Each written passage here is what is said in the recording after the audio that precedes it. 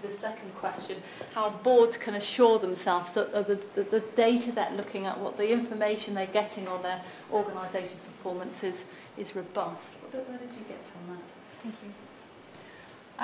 Well, I think we had a very useful discussion, and we've actually come up with 4 points as a process, in actual fact, that I just want to sort of highlight to you. The initial point actually is about getting that clinical engagement and accountability, which is really key for us to get the appropriate information and the right information from the grassroots level. Secondly, we talked about that clinicians want and need that data, and we did hear this morning from a number of speakers that were talking about data for data's sake, and I think this is absolutely key, that this is going to be used for improvement and not just for the sake of actually pulling this data off.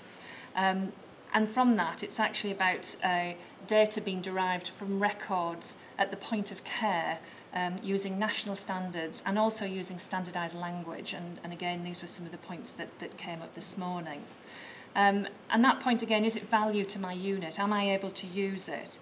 And that data should then be looked at being cross-checked through audit to achieve triangulation, which we had quite a lot of discussion about how we triangulate data to assure that quality. There also is some personal accountability when it comes to actually reporting to the board, and I think again pulling in some of our speakers' comments from earlier today, which was talking about some of that discipline that needs to be in our organisations, and that people actually feel that this is a real issue that has to be right when it goes to the board. And then finally at board level, so that we are benchmarking nationally and internationally, and we're actually getting that big picture stuff and just not the narrow picture that otherwise we could be left with. The common theme in all of that is data's got to be useful, yes, to be valid and robust. Is there anything else that you'd want to add to that list? Do you think that the idea of a kite mark is something that should be looked at for boards to use, so they can grade the quality of the information that's coming before them? That was a suggestion that we had from Peter Homer, I think.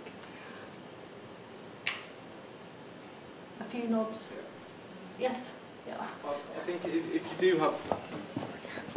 I think in principle the idea of a benchmark, kite mark for benchmark data is a good one in that it gives that assurance. That the risk around it is that it could become too bureaucratic, and the last thing anyone wants is a system where the data you collect has to go through an assurance process that's so long-winded that it ceases to be timely. Yeah, absolutely. Do you think that sort of mechanism might discourage the use of qualitative information? Potentially, because it's a lot harder to assure qualitative information in that sort of way. With numbers, you can collect a lot of metadata about how it was collected, yeah, and so on. But if you're looking at patient stories, which are often very powerful and very useful for boards, it can be difficult to do that in the same way. So I think that's a very good point. You can't compare one person's experience compared to another.